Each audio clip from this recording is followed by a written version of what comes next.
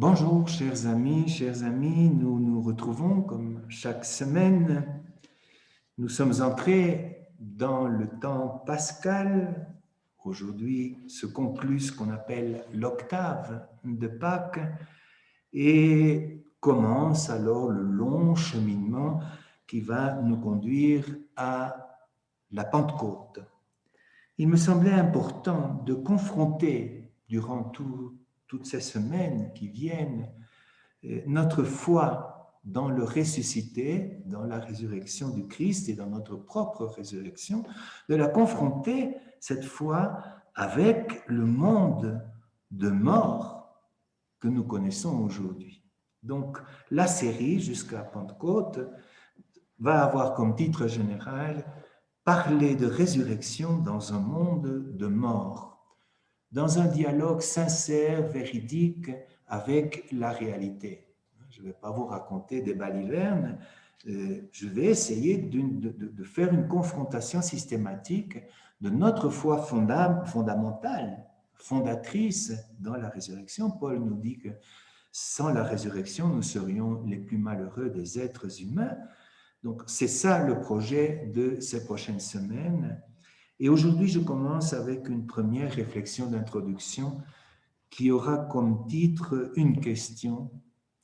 La résurrection, s'agit-il d'une simple restauration ou d'une nouvelle création? La résurrection, une simple restauration ou une nouvelle création?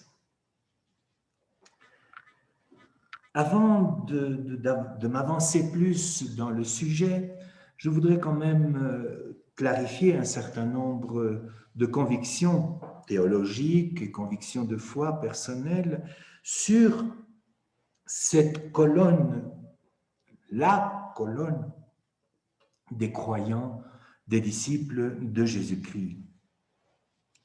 En partant d'une affirmation qui va peut-être vous surprendre, c'est que dans le Nouveau Testament, il n'y a aucun récit de la résurrection de Jésus, du fait de la résurrection de Jésus, tout simplement parce que la résurrection n'est pas un fait historique qu'on pourrait enregistrer, qu'on pourrait filmer, qu'on pourrait écrire dans un livre d'histoire. Personne n'a pu décrire la résurrection comme un fait historique.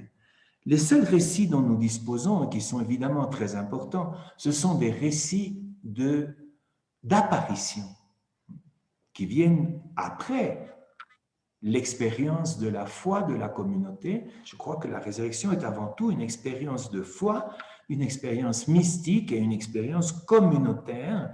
Et cette communauté va donc avancer dans la foi à travers les récits d'apparition qui sont des récits symboliques, qui sont des récits théologiques, qui vont exprimer, décrire l'expérience profonde de la communauté. Donc, les apparitions, ce sont des constructions symboliques, des constructions théologiques de chacune des communautés qui, selon sa propre sensibilité, sa propre théologie, son propre cheminement, va à décrire ce qu'elle vit ou ce qu'elle a vécu à propos du mystère mystique, du mystère de foi qu'est ce que sont les apparitions. Donc ça, c'est très, très important comme point de départ. Il n'y a pas de récit de la résurrection parce que c'est impossible. Ce qui nous reste, ce sont des récits d'apparition, c'est-à-dire une tradition communautaire qui exprime ce que vit la communauté à propos de la résurrection. Donc, on ne peut comprendre et on ne peut adhérer et entrer dans le mystère de la résurrection du Christ et de notre propre résurrection que à partir d'une communauté, puisqu'il s'agit de récits de tradition communautaire. C'est à la communauté qu'il faut nous référer. La communauté est le seul véritable lieu permanent où se manifeste le ressuscité. Aujourd'hui comme hier d'ailleurs. La communauté est le creuset, si vous voulez, où se manifeste constamment la présence du ressuscité hier comme aujourd'hui. Si nous n'avons pas d'expérience de communauté fraternelle, il n'y a pas de résurrection. En tout cas, pas pour nous. Il faut passer par la communauté pour pouvoir rendre compte de la résurrection du Christ, même si certains récits sont individuels, comme par exemple le chapitre 20 de Saint Jean, où Jésus apparaît entre guillemets à Marie-Madeleine. Même ce récit-là, il se réfère immédiatement à la communauté. En dehors de la communauté, il n'y a pas de résurrection. Et alors, comment se joue l'expérience communautaire du ressuscité? Dans les différents récits, je crois qu'on peut signaler trois grands critères de l'expérience du ressuscité. Le premier critère, c'est l'illumination de la parole, l'illumination que fait Jésus de la réalité historique des événements que nous vivons à la lumière de l'écriture, de la grande histoire du peuple d'Israël. L'écriture, la parole de Dieu au milieu de la communauté et qui éclaire, illumine les événements que vit la communauté. Et actuellement, ces événements sont des événements de ténèbres, de mort, de doute. Le premier élément, le premier aspect de cette expérience du ressuscité, c'est lire les événements avec Jésus à la lumière de la parole de Dieu. C'est ce que le voyageur inconnu d'Emmaüs a fait avec les deux disciples qu'il avait rencontrés. Ça, c'était un premier aspect. La seconde dimension de cette expérience communautaire du ressuscité, c'est la table. C'est la communauté qui partage le pain. La table est le centre de la vie communautaire chrétienne. Ce que j'ai appelé dans d'autres circonstances la commensalité. La commensalité, c'est le lieu de la présence du ressuscité. Partager le pain et la coupe dans la vie quotidienne de la communauté, c'est l'expérience du royaume de Dieu, c'est l'expérience de l'Eucharistie, c'est le lieu de la nouvelle présence du ressuscité. Et la troisième expression, la troisième symbolique qu'utilisent les récits d'apparition, c'est toucher les blessures. Toucher les blessures du corps crucifié du Christ. Évidemment, ces blessures, ce sont les blessures de la communauté, ce sont les blessures de l'humanité entière, de l'Église, et on pourrait y ajouter les blessures du corps cosmique du Christ. Donc, à partir de ces trois symboliques, relier les événements à la lumière de l'Écriture, partager le pain et la coupe et toucher les blessures, nous entrons dans l'expérience, dans la tradition mystérieuse du ressuscité dans la communauté. Sans communauté, je m'excuse, il n'y a pas de possibilité d'expérimenter la présence du ressuscité. À partir de là, il me semble important de clarifier deux chemins, si vous voulez. Je crois qu'il y a deux manières de focaliser, de comprendre, d'exprimer l'expérience du ressuscité. Il y a ce que j'appellerais une vision conservatrice et une vision ouverte vers le futur, vers l'avenir, vers la nouvelle création. La vision conservatrice, qui est souvent celle du langage officiel, doctrinal, il y a un évêque espagnol il y a quelques jours qui se lamentait parce que les gens ne croyaient plus dans la résurrection. Je ne suis pas du tout sûr que les gens ne croient plus dans la résurrection, mais peut-être qu'ils ne croient plus dans une certaine présentation conservatrice de la résurrection. Qu'est-ce que ce serait cette vision conservatrice? Ce serait imaginer la résurrection du Christ, et donc la nôtre, comme une restauration d'un cadavre, comme si on reculait. Jésus est mort, mais attendez 3 jours, on va reculer et on va retrouver son corps. C'était l'illusion de Marie au chapitre 20 de Saint Jean, de nouveau. Et le récit de la résurrection, entre guillemets, de Lazare, ce n'est pas vraiment une résurrection, c'est une restauration d'un cadavre.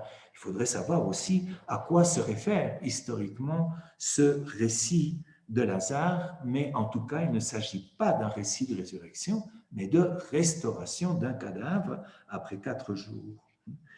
Cette vision conservatrice, aujourd'hui, peut faire illusion en nous disant, oui, mais il ressuscitera, tu pourras le revoir. Donc, toutes les tonnes de cadavres que nous impose la pandémie et de gens parfois, souvent, très, très proches de nous, très, très, très importants affectivement pour nous, mais non, ne vous en faites pas, on va reculer, c'est-à-dire qu'on va retrouver ce cadavre, on va retrouver ce corps, et c'est d'autant plus consolant qu'on n'a même pas pu l'enterrer, qu'on n'est même pas sûr que le corps qui a été enterré soit celui de notre famille, de notre frère, de notre père.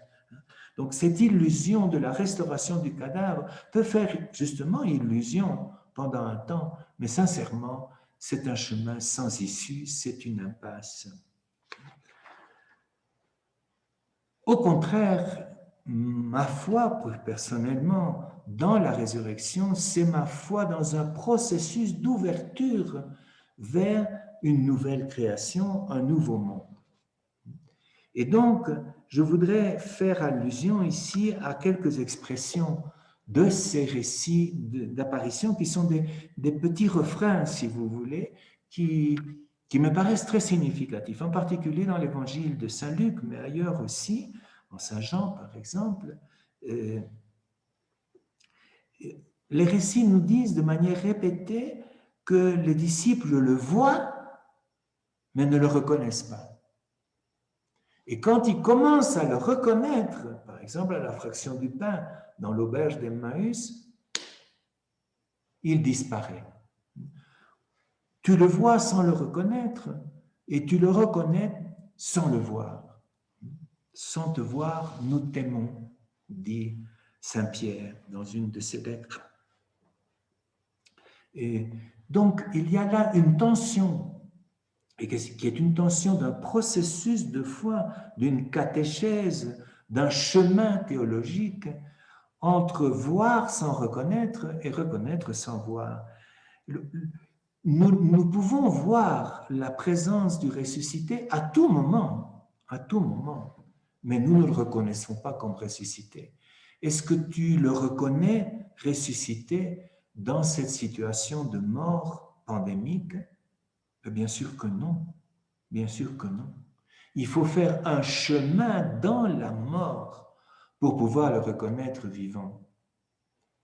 Et une fois que tu le reconnais, c'est-à-dire que tu sens en toi qu'il est vivant, quand tu sens dans la communauté qu'il est vivant, qu'il y a une dimension de vie qui va plus loin que cette mort, l'image disparaît parce que justement, tu ne peux pas posséder le ressuscité. Ce ressuscité, il est dans le processus permanent de la foi de la communauté, dans sa recherche. Et donc, on peut comprendre qu'il y ait des reculs et des avancées dans la foi, dans le ressuscité, dans notre propre résurrection.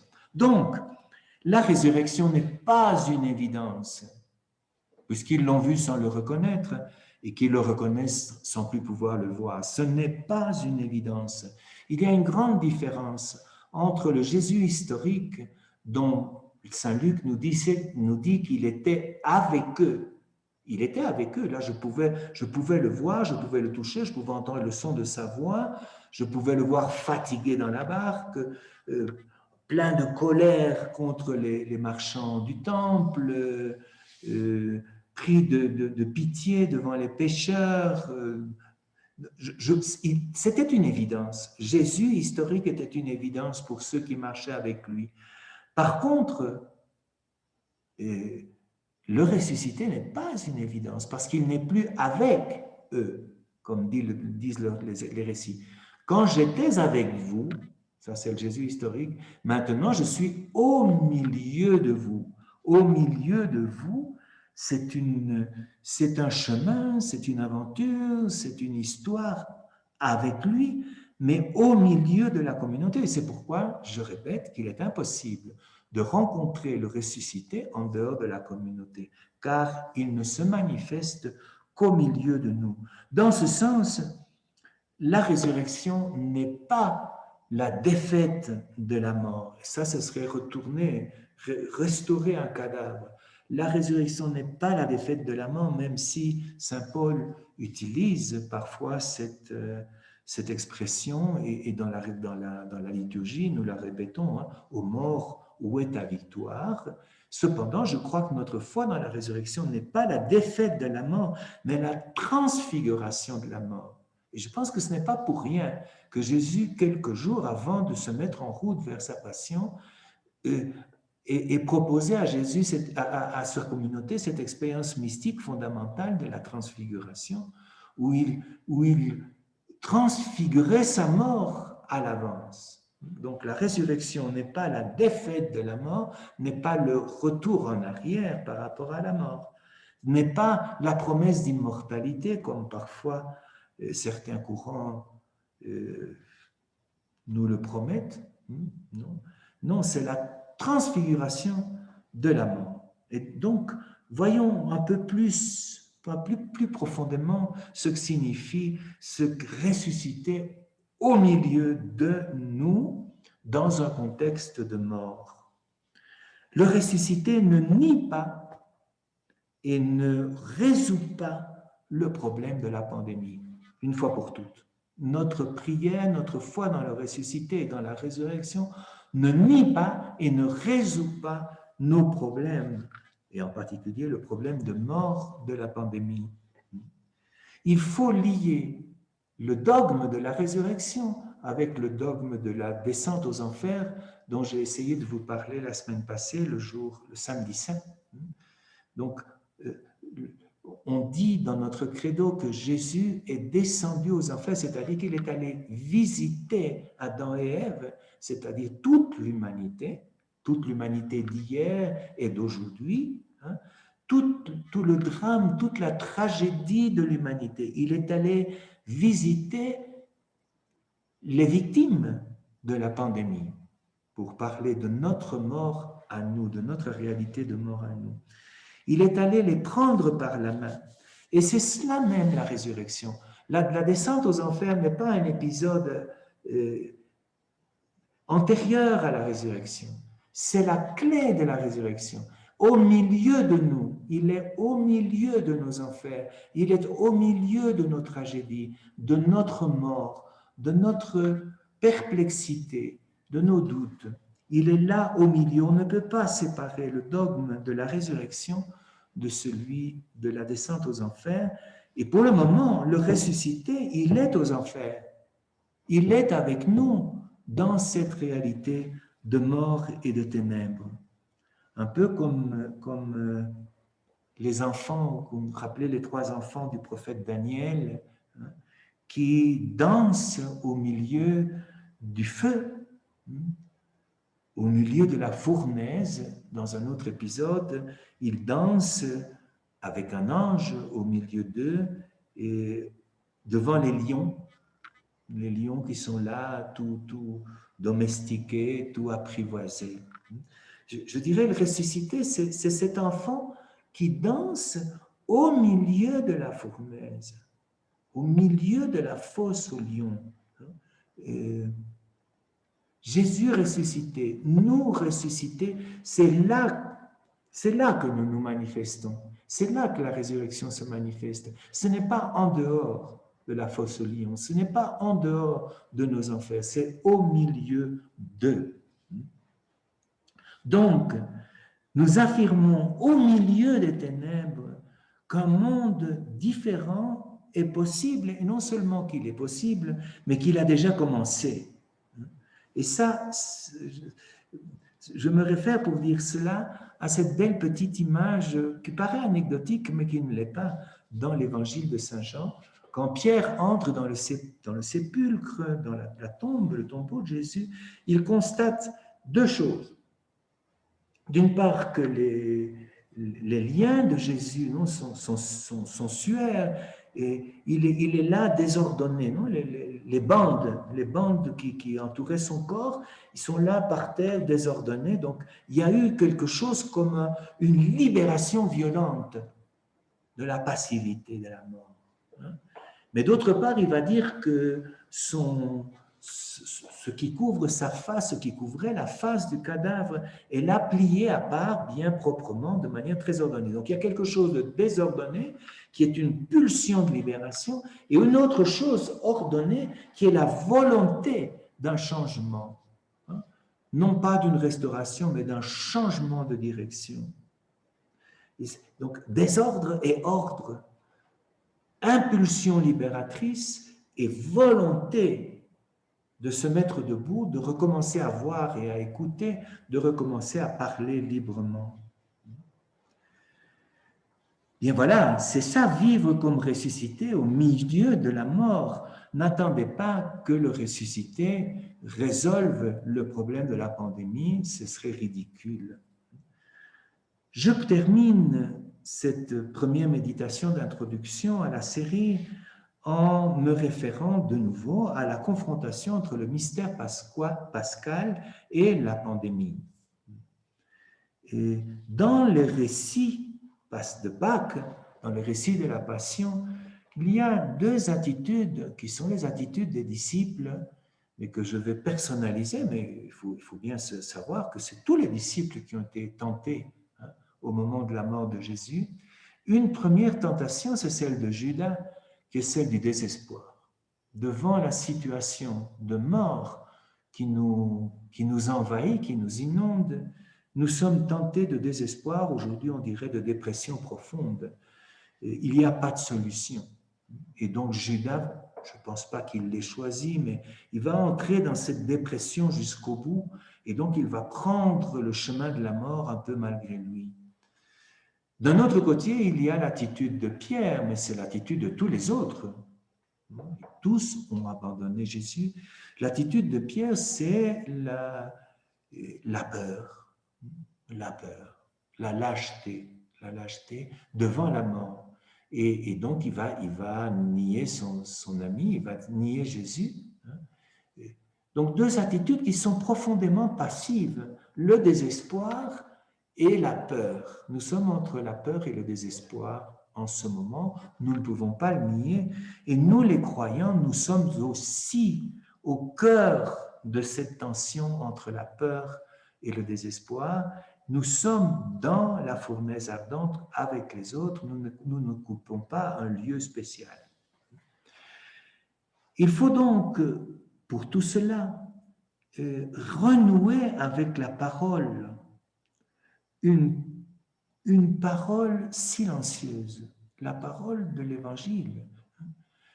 Laisser de côté toutes nos paroles vaines, pieuses, faussement consolatrices, conservatrices. Non, il n'y a pas de solution. La résurrection ne résout rien, elle accompagne, elle se manifeste au milieu de nous. C'est le moment de l'absurde. C'est le moment de l'absurde. Et je crois qu'il faut choisir entre deux absurdes. L'absurde de la mort, et vraiment ce que nous vivons est totalement absurde, c'est une absurdité, et l'absurdité de la prière. Être un priant, c'est aussi absurde. Qu'est-ce que c'est qu'être un priant? C'est se mettre debout, en silence, face à la mort et face à Dieu. Parce que pour nous, il y a un au-delà de l'absurde. C'est ce que j'appellerais la dimension eschatologique de l'histoire. Il y a ce que j'appellerais la conjoncture. La conjoncture, c'est la mort. La conjoncture, c'est la crise, c'est l'absurdité dans laquelle nous vivons. Mais au-delà de la conjoncture, il y a une dimension définitive des choses. Et c'est comme si le croyant faisait un saut, passait le mur de l'absurde pour voir à l'horizon ce qui est définitif, ce qui n'a pas de fin. C'est ça la dimension eschatologique. Et je crois que le priant, c'est celui qui se met debout au cœur de l'absurde des conjonctures pour visualiser au loin la dimension définitive. Et c'est ça l'absurde de la prière. Il est temps de regarder les choses d'en haut. Si nous sommes, la lettre aux Colossiens a cette expression tellement belle, si nous sommes ressuscités en Jésus-Christ, cherchons les choses d'en haut. Regardons au-delà de la muraille de l'absurde des conjonctures, l'absurde de l'utopie de la vie en plénitude, de ce qui est définitif. Et cet acte de regarder au-delà de la muraille, c'est la prière en silence. Laissons tomber les faux discours, les faux fuyants, les mensonges religieux et mettons-nous debout au milieu de la fournaise. Il faut passer d'une logique de fin du monde à une logique du commencement du monde.